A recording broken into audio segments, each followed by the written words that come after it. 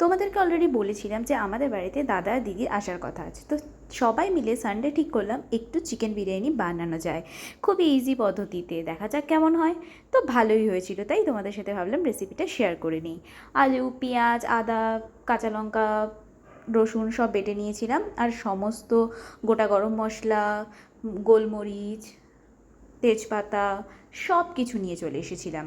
তারপর বিরিয়ানি মশলার একটা পাতা কিনতে পাওয়া যায়, তাতে সব কিছু থাকে, জায়ফল, জয়িত্রী, গোটা গরম মশলা, তারপরে গোলমরিচ সব কিছু, সেইটা নিয়ে এসে আমরা প্রথমে ফ্রাই করে সেটাকে, ফ্রাই বলতে শুকনো খোলায় ভেজে নিয়ে সেটাকে ভালো করে গুঁড়ো করে নিয়েছিলাম। সেইভাবেই আমরা বাড়িতে তৈরি করেছিলাম বিরিয়ানি মশলা। আর পেঁয়াজগুলোকে কিছুগুলোকে লম্বা করে কেটেছিলাম আর কিছুগুলোকে ছোটো ছোটো করে কেটেছিলাম। লম্বা করে যেগুলো কেটেছিলাম সেইগুলো নিয়েছিলাম বেরেস্তা বানানোর জন্য। তো যখনই বেরেস্তা বানাচ্ছিলাম সাইড বাই সাইড ভাতটাকে বসিয়ে দিয়েছিলাম। ভাতে দিয়েছিলাম গোটা গরম মশলা, তেজপাতা, আর দিয়েছিলাম পরিমাণ মতো নুন। নুনটা কিন্তু মনে করে দেবে, তাহলে ভাতের নুনটা ভালো করে ঢোকে। জলে নুনটা এরকমভাবে দেবে যাতে জলটা নোনতা মনে হয়। আর দেবে তেল। ভাতটা হয়ে গেছিলো, ভাতটা নামিয়ে নিতে নিতে আমাদের ওদিকে বেরেস্তা ভাজাও ডান। দেখতে পাচ্ছ 80% কুক করে আমি নামিয়ে নিয়েছিলাম। তারপর আমাদের কাছে ডেচকি ছিল না বলে আমরা প্রেশার কুকারে সিটি খুলে নিয়েই করেছিলাম, দমটা ওইভাবেই দিয়েছিলাম। তো প্রেশার কুকারে প্রথমে ছোটো ছোটো কুচি করে রাখা পেঁয়াজগুলোকে ভালো করে ভেজে নিয়ে তার মধ্যে আদা, কাঁচা লঙ্কা, রসুন বাটার পেস্টটা দিয়ে দিয়েছিলাম। রসুন বাটাটা দিয়ে দেওয়ার পর যখন দেখবে তেল ছেড়ে আসছে, সেই সময় তোমাদেরকে কী করতে হবে, নুন দিতে হবে, আর দিতে হবে অল্প একটু বিরিয়ানি মশলা, আর দিতে হবে হলুদ গুঁড়ো। ব্যাস, এইগুলো দিয়ে ভালো করে নাড়ানোর পর তাতে দিয়ে দিতে হবে একটু কাশ্মীরি রেড চিলি, যাতে রঙটা ভালো হয়। তো সেই জন্য দেখতে পাচ্ছ আমি এখানে সব কিছু দিয়ে ভালো করে নাড়াচাড়া করে তেল বেরোনো অবধি অপেক্ষা করব। তারপর এতে আমি দিয়ে দেবো জল। এরপর এর মধ্যে দিয়ে দিতে হবে, জলটা একটু ফুটে এলে তার মধ্যে দিয়ে দেবো আলুগুলো। আলুগুলোকে দিয়ে দেওয়ার পর যখন দেখব অনেকটা আলুটা প্রায় সেদ্ধ হয়ে এসেছে, মানে প্রায় 60% মতন, তখন এটাকে তুলে নিতে হবে, কারণ এই আলুগুলো বড় আলু, তো এই আলুগুলো তাড়াতাড়ি সেদ্ধ হয়ে যায়, তো দমে সেদ্ধ হওয়ার জন্য রাখতে হবে। তুলে নেওয়ার পর সেই একই ফুটন্ত জলে, মানে মশলাদার জলে দিয়ে দিতে হবে চিকেনগুলো। আমাদের এখানে প্রায় 1 কেজি মতো চিকেন ছিল, তাতে একটু চর্বিযুক্ত চিকেন আনলে দেখবে বিরিয়ানির টেস্টটা আরও ভালো হয়, তো লেগ পিস আনার চেষ্টা করবে।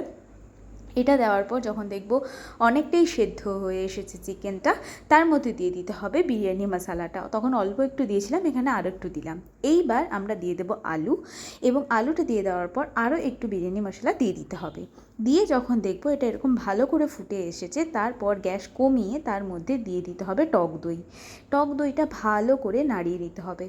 টক দইটা ভালো করে মিশতে মিশতে সেই সময় আমরা সাইডে ফুড কালার দিয়ে দুধটা রেডি করে নিয়েছিলাম। আমরা কেসার পাইনি বলে ফুড কালারই দিয়েছিলাম। আর দিয়েছিলাম মিঠা আতর। আতরের গন্ধটা ছিল দারুণ। খুব বেশি দেবে না কিন্তু, খুবই অল্প পরিমাণ দিতে হবে, নাহলে প্রচুর গন্ধ হয়ে যাবে। সেম দুধে আমরা দিয়েছিলাম গোলাপ জল আর কেওড়া জল। এই সব কিছু দিয়ে দুধটা রেডি করে নেওয়ার পর দিয়ে দিয়েছিলাম সেদ্ধ করে রাখা ডিম। বাড়িতে যেহেতু তৈরি হয়েছে, তো আমরা স্পেশাল চিকেন বিরিয়ানি বানাতেই পারি, তো যার জন্য 4টে ডিম দিয়ে দিয়েছিলাম, যাতে ডিমের রঙগুলো বেশ সুন্দর দেখতে হয়ে যায়। তারপর এবার চলে এসেছে লেয়ারিংয়ের পালা। তো এরপর রাইসটা ভালো করে, যেটা হয়েছিল 80% মতো, সেটাকে লেয়ার করে দিতে হবে। নিচে সবটাই থাকবে, কিছুটা পরিমাণে এই মশলাটা তুলে নিয়েছিলাম। তারপর একটা লেয়ারে ভাত, মশলা, আলু, চিকেন, দুধ যেটা আমরা অলরেডি তৈরি করে রেখেছি সেটা, অল্প ঘি, আর সামান্য পরিমাণে বিরিয়ানি মশলা দিয়ে প্রত্যেকটা লেয়ারকে সুন্দর করে তৈরি করতে হবে। দেখতেই পাচ্ছ আমরা কিভাবে এক একটা লেয়ার তৈরি করছি। এখানে আমার মনে হলো যে তোমরা পুরোটা দেখতে পাচ্ছ না, তখন আমি সাইড থেকে গিয়ে ফুটেজটা নিলাম। এবার আশা করি তোমরা ভালো করে দেখতে পাচ্ছ। সবটা, প্রত্যেকটা লেয়ারে এই জিনিসগুলো সব কটা দেবে, এবং লাস্ট লেয়ার যেটা ফাইনাল লেয়ার, সেই লেয়ারে শুধু দেবে বেরেস্তা। আমরাও দেখো তাই করেছি। এটা হলো চিকেনেরই ঝোলটা, যেটা একটুখানি তুলে রেখেছিলাম, তাতে সব কিছু আছে, বিরিয়ানি মশলা, তেল এবং ঘি সব কিছু।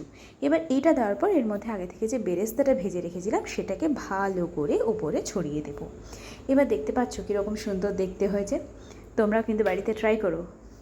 তারপর আমি কি করেছিলাম, আমার যেহেতু দেখছো প্রেশার কুকার, তোমাদের কাছে ডেচকি থাকলে তো খুবই ভালো হয়। প্রেশার কুকারে সিটিটা খুলে নিয়ে এটাকে বন্ধ করে রেখে দিতে হবে দমে 20 থেকে 25 মিনিট। আমাদের একদমই কম আঁচ, তাই জন্য এতটাই বেশিক্ষণ রাখতে হয়েছিল। তারপর এখানে গ্রিন চাটনিটা তৈরি করে নিয়েছিলাম, আর খুলে দেখতে পাচ্ছ তো কি সুন্দর দেখতে হয়েছে। গন্ধটা তো আর তোমাদেরকে বলতে পারবো না, আর টেস্টটাও বলতে পারবো না। তোমরা বাড়িতে হবে একবার ট্রাই করো আর আমাকে জানিও। আমার তো দারুণ লেগেছিল। আজকের মতো এই পর্যন্ত, বাই।